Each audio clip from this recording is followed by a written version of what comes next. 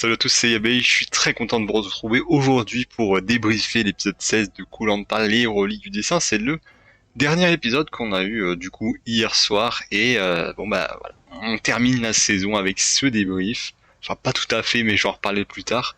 Bah du coup voilà, fin de saison, les poteaux, le prime, à Paris qui dure très longtemps, comme on le sait, ça a duré très long, c'était très long pour le coup, on va pas se mentir hein, que souvent cet épisode-là c'est le pire de la saison parce que bah, il se passe pas grand-chose quoi, les poteaux c'est long, après ils sont face au jouet final, ça c'est le meilleur moment de l'épisode, et ensuite ils sont à Paris, mais c'est pas les moments les plus intéressants, on va pas se mentir. Donc, débriefons les poteaux. Du coup, sur les poteaux, comme vous le savez, il y avait trois personnes. Il y avait Clarisse, la seule représentante rouge, Cynthia et Guillaume. Et, euh, et voilà, du coup, les poteaux. Les poteaux, d'ailleurs, en vrai, j'ai un truc à te dire. C'est franchement, en vrai, je sais pas trop, je comprends pas trop parce que d'un côté, quand ils font des interviews, bah, tout ce qui est production, etc. Quand ils font des interviews, ils disent oui, on s'adapte à la taille des pieds de la personne.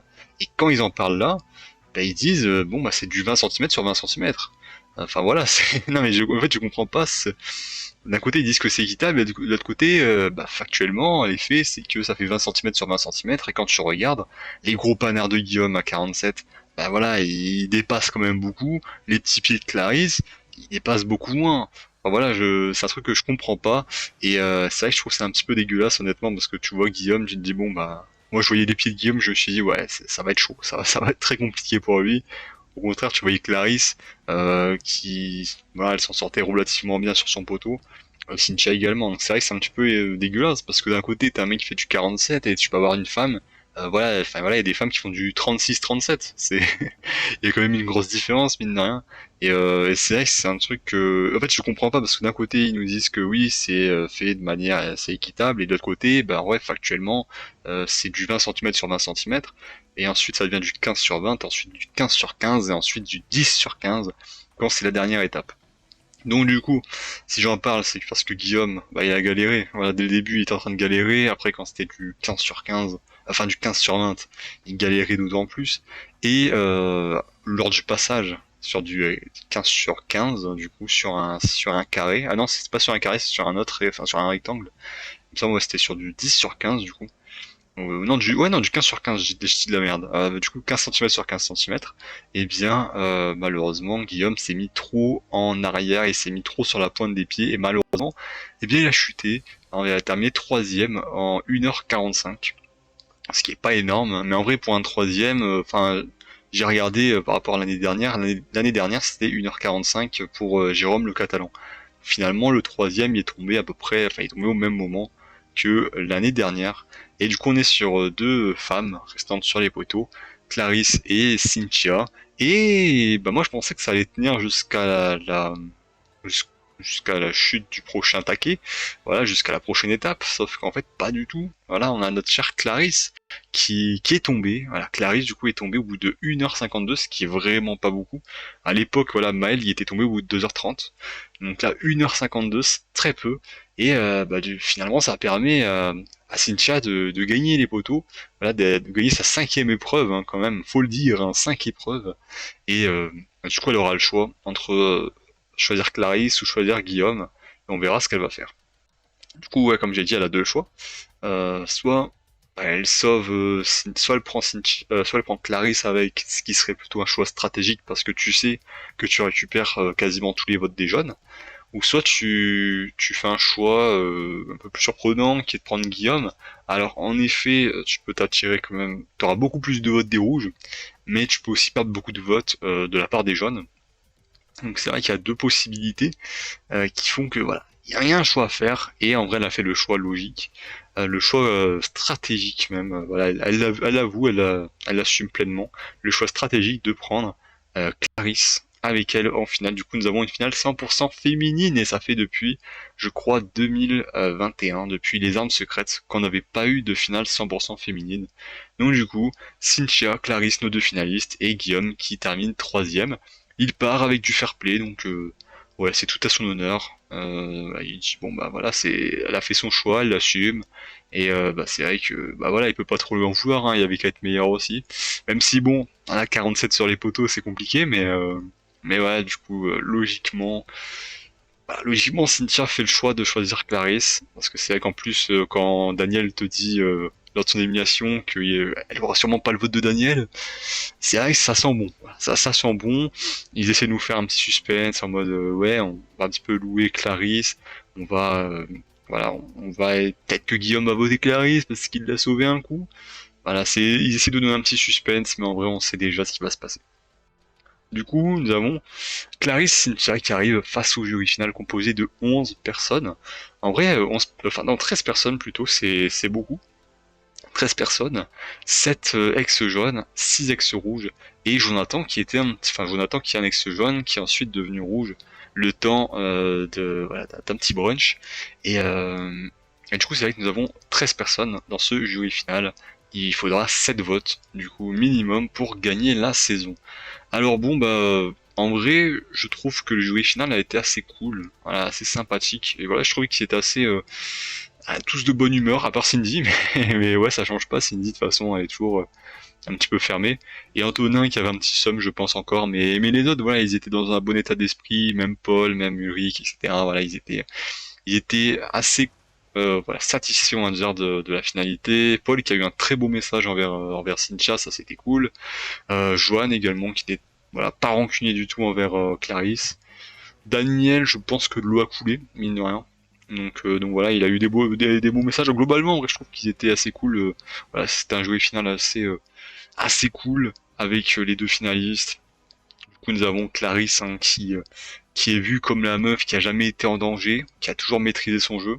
Et même si elle a fait des coups stratégiques un petit peu voilà, un petit peu contrastés, controversés, eh bien, malgré tout, elle a réussi à aller jusqu'aux deux dernières. Donc finalement, est-ce que c'était pas elle la génie et eux et qui avaient pas compris les moves de Clarisse? Parce que c'est vrai que Clarisse, mine de rien, elle a quand même fait des petites stratégies, alors qu'elle aurait pu rester un peu comme Caroline, un petit peu en retrait, un petit peu dans la facilité. Finalement, elle a tenté des choses, donc c'est vrai que c'est tout à fait louable de sa part. Et Cynthia, elle, c'est un petit peu la persévérance, l'abnégation, le sang-froid aussi. Le sang-froid pour trouver deux coulées d'immunité, le sang-froid pour remporter les deux épreuves éliminatoires. Donc finalement, franchement, ouais, en vrai les deux ont un beau parcours, je trouve, mine de rien. C'est pas des excellentes gagnantes, mais pour la saison, c'est les deux qui peuvent potentiellement être les meilleures gagnantes. On va dire qu'à l'échelle de koh c'est pas des excellentes gagnantes, mais à l'échelle de la saison, ça serait les deux meilleures gagnantes possibles, je trouve. Donc finalement, ouais, c'est satisfait pour Clarisse et Cynthia, qui sont en plus deux candidates que j'apprécie bien. Donc voilà, nous avons ces deux personnes, eh bien en finale. Maintenant, bon, il y a voilà, ils vont à Paris, etc. On voit des extraits, notamment de Zakaria, notamment des extraits du Girl Power aussi. On a vu aussi un petit peu l'envers du décor de comment ont été faites les poteries. Donc voilà, c'était stylé, voilà, c'était sympathique. Écoutez, c'est un petit peu ce qu'ils avaient mis dans comment ça s'appelle ça, la saison dernière, ils avaient fait une suite, une seconde partie de soirée sur koh les secrets de koh je crois que ça s'appelait. Donc ça prend un petit peu cette logique-là. C'est bien, je trouve qu'ils ont apporté des petits trucs, même si c'était long quand même. Voilà, on va pas se mentir. Et je sais pas si c'est moi. Voilà, je sais pas si c'est vraiment parce que je me suis ennuyé ou quoi, mais j'ai l'impression qu'il y a eu 4 pubs hier. Voilà, je crois qu'il y a eu 4 pubs. Je suis même pas sûr, sincèrement. Vraiment, ouais, j'ai l'impression qu'il y a eu vraiment 4 pubs. Peut-être que c'est moi, mon esprit qui joue des tours, mais j'ai l'impression vraiment qu'il y a eu 4 pubs hier. Donc voilà, si c'est le cas, franchement, vous êtes abusés, voilà, vous abusez vraiment. Là, ils abusent. Si c'est le cas, mais je sais même pas, ça se trouve c'est mon esprit qui joue des tours, mais il me semble. Donc du coup, voilà, concernant le Prime, on aurait pas énormément d'autres choses à dire. Ouais, voilà, globalement, pas énormément de choses à dire sur, sur ce Prime. Et du coup, on a eu le dépouillement avec voilà, Denis Moignard qui met du suspense, etc. Et finalement, euh, le fait est que la victoire revient à Cynthia. Du coup, Cynthia, elle gagne la saison, voilà, des reliques du destin. Pas très surprenamment parce que ça fait quand même depuis 5 épisodes qu'on nous rabâche que oui, c'est une candidate très persévérante, une candidate qu'on n'attendait pas du tout et qui s'est révélée, qui a pris confiance en elle, etc. C'était beau, c'était la belle histoire. Voilà, un petit peu comme Alexandra dans les 4 terres. Donc assez logiquement, eh bien, elle remporte la saison. Du coup, face à Clarisse, elle prend 10 votes. Je pensais pas autant, honnêtement. 10 votes contre 3. Je savais que Daniel allait voter pour Cynthia, donc je pensais que ça allait faire 8-5 au minimum, voire 9-4 selon le vote de Joanne. Mais finalement, elle a pris en d'autres votes rouges. Elle a, bah, déjà, tous les ex-jeunes ont voté pour elle. Même Jonathan, même Paul, avec qui elle avait pas trop de liens. Bah, finalement, ils ont voté pour elle. Et on a Joanne aussi qui a voté pour elle. Et Daniel qui a également voté pour elle. Daniel, je suis pas surpris du tout. Joanne un petit peu plus. Et on a Cindy qui a voté qui a voté Cynthia. Alors ça, par contre, je m'y attendais pas. Je pensais vraiment que Cindy allait voter Clarisse. Et même cette nuit, voilà, parce que j'ai pas vu les justificatifs de vote parce que c'est sur MyTF1 maintenant. Voilà, encore un truc super. Donc j'avais vu qu'il y avait 3 votes sur Clarisse et 10 votes sur Cynthia, mais je savais pas qui avait voté pour qui. Et je pensais que Antonin avait voté pour Cynthia. Finalement, Antonin a voté Clarisse. Il est resté fidèle au rouge. De même que Caroline et Zakaria. Moi, je pensais vraiment que les 3 votes, c'était les 3 du FC Bronzette, c'est-à-dire Caroline, Zakaria, Cindy. Et finalement, bah, en fait, Cindy a voté Cynthia, assez surprenamment. Elle a dit qu'au final, elle a voté... bah, elle était contente qu'il y avait 2 femmes en finale et que finalement, elle a voté pour la personne qu'elle appréciait le plus. Donc voilà, surprenamment, mais écoutez. Bah, du coup, ça fait 10 votes pour Cynthia. Cynthia qui remporte du coup koh les reliques du destin, assez largement. Ça fait très longtemps qu'on n'avait pas eu une personne qui avait reçu 10 votes en finale. Alors maintenant, on va se faire un petit récap. Voilà, là, c'est vraiment la partie bilan. Un petit récap de la saison. On va un petit peu revenir sur les principaux moments de la saison. Donc avec tout d'abord la phase en équipe, hein, qui a duré 6 épisodes, donc c'est pas très long. Pour le coup, comme j'avais dit dans une vidéo précédente, les poteries ont eu assez peu d'influence, et les peu d'influence qu'elles ont eu, c'est pas pour les bonnes personnes, notamment Lionel qui, je trouve, a vraiment fait preuve d'un grand manque de social, sincèrement, qui qui est vraiment pas un très bon candidat malheureusement. Même si voilà, je pense qu'il est sympathique le mec, hein, mais je parle vraiment de candidat pur, malheureusement, un gros manque de qualité sociale, ce qui fait qu'il s'est fait éliminer assez tôt. Il a eu la première relique du duel de riposte qui a provoqué la chute, la balle perdue pour Françoise. Il a survécu 3 conseillers en plus, donc malheureusement, ouais, il n'a pas su retourner la situation réellement. Ensuite, on a Jonathan aussi qui a eu une bonne poterie, qui lui a permis bah, du coup de rejoindre la tribu rouge et de faire la top, sauf que c'est la top la plus flopesque de l'histoire. Donc voilà, malheureusement, les reliques n'ont pas été excellentes sur la phase en équipe. Malgré tout, bah, elle était très bonne cette phase en équipe. Enfin, très bonne, j'abuse, mais elle était vraiment pas mal. Avec pas mal de bons candidats, notamment Clémence. Clémence que j'ai bien apprécié, qui avait apporté un peu de peps, notamment sur les 2 épisodes où elle y était. Nora, bien sûr, hein, qui est une excellente candidate, une de mes candidates préférées, je pense, de la saison. Enfin voilà, je pense que c'est ma candidate préférée de la saison. J'ai beaucoup apprécié Nora, sincèrement. Ça faisait plaisir de la revoir sur le prime time. Et ensuite, il y avait également Karine qui a été éliminée. Karine, hein, bah, elle aussi, je pense qu'il y avait un décalage avec sa tribu, donc malheureusement, c'est vrai que ça a coûté sa place. Elle n'a pas eu de bonne relique pour s'en sortir, donc voilà, elle est sortie du coup. À l'épisode 3, et comme j'ai dit, Françoise, hein, qui s'est pris une balle perdue, et c'est dommage parce qu'il y avait un petit potentiel, je pense. Je sais pas si elle aurait été jusqu'à la réunification, mais bon, c'est vrai que sa sortie, elle est un petit peu conne, je trouve. Malheureusement pour elle. Donc la phase en équipe qui était pas mal, avec de bonnes épreuves, des épreuves inédites en équipe, donc ça c'était cool. Et finalement les jeunes qui s'en sortent un petit peu mieux que les rouges dans la phase en équipe. Ensuite on a eu la réunification, et bon bah on a eu une réunification, hein, je dirais un petit peu décevante, parce qu'on a eu Jonathan qui a pas très bien fait la top, qui était à la fois ni jaune ni rouge, donc s'est fait éliminer par les ambassadeurs, et ensuite du coup les ex-jeunes ont accepté le fait d'être à 7 contre 7. Ça c'est assez dangereux. Il y avait des candidats qui parlaient un petit peu de faire des alliances avec les jeunes en face, et finalement ça ne s'est pas fait, donc on est arrivé à 7 jeunes qui votent contre un rouge et 7 rouges qui votent contre un jaune. On a perdu Ulrich qui a eu un collier, qui a pu transmettre à Jade. Donc voilà, ça c'était bien parce que du coup l'épisode suivant était cool, mais c'est vrai que l'épisode de la réunification était pas si ouf que ça, et ça a permis aux rouges de prendre l'ascendant sur la saison, même s'il y a eu un petit peu des renversements.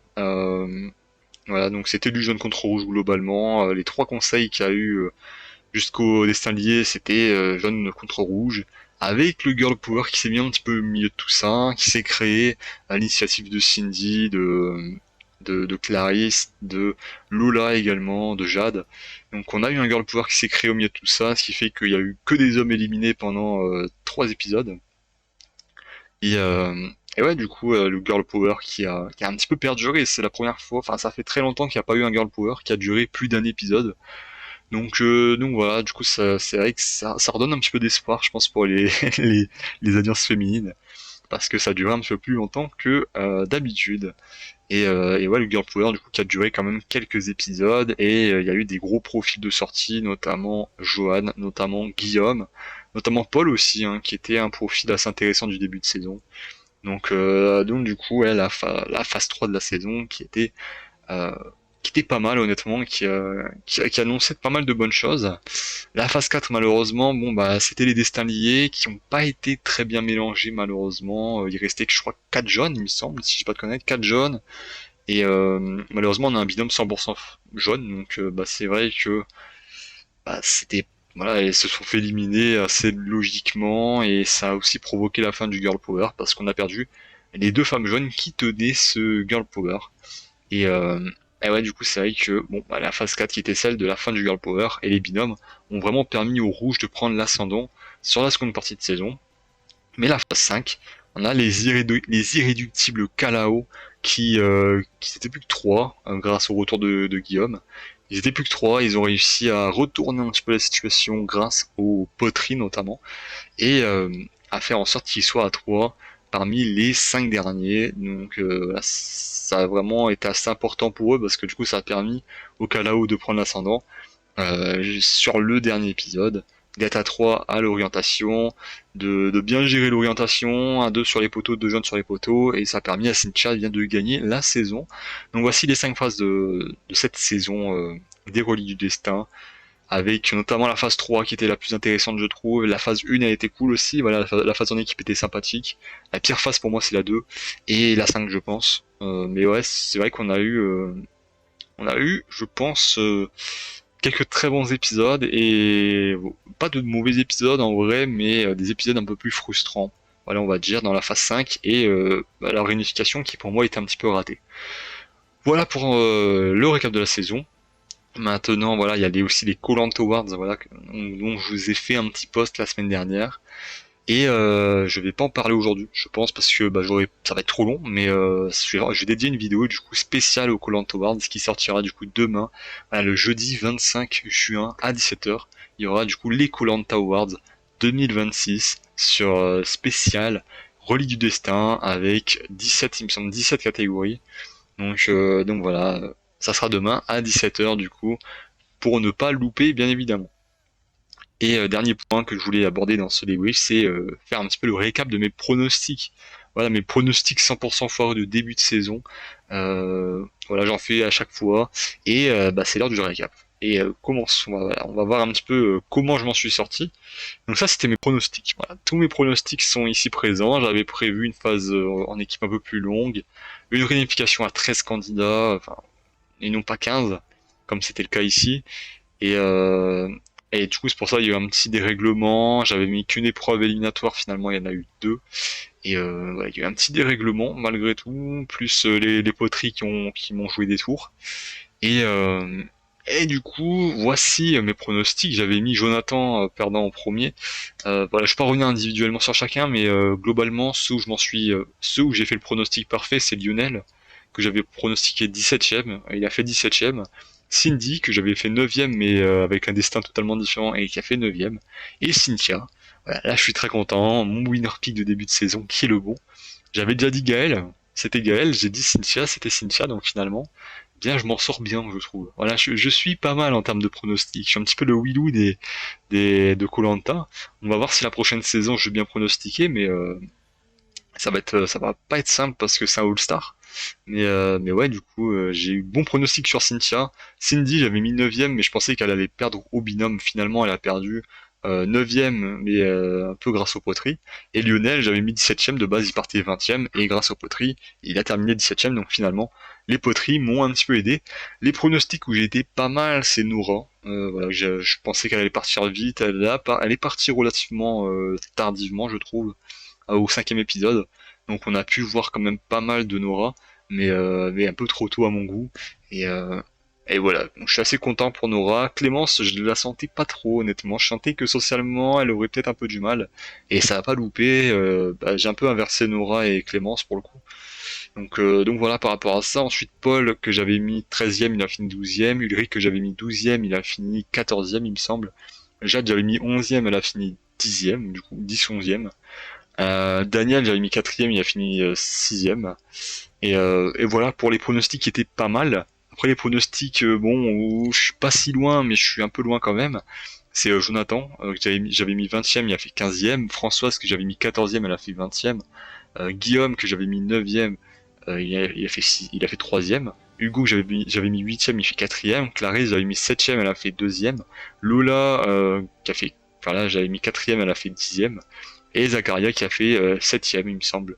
Donc voilà, j'étais un petit peu loin, mais en même temps, ça va, voilà, j'étais pas non plus à côté de la plaque, totalement.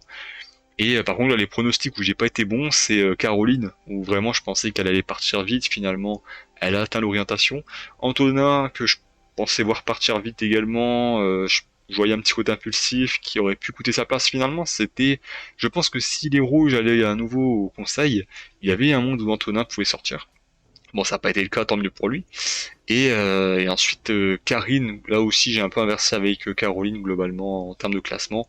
Et Joanne, qui avait le potentiel, je pense, pour être troisième, mais finalement il s'est fait éliminer, je crois, en 13e position. Donc je me suis un petit peu loupé.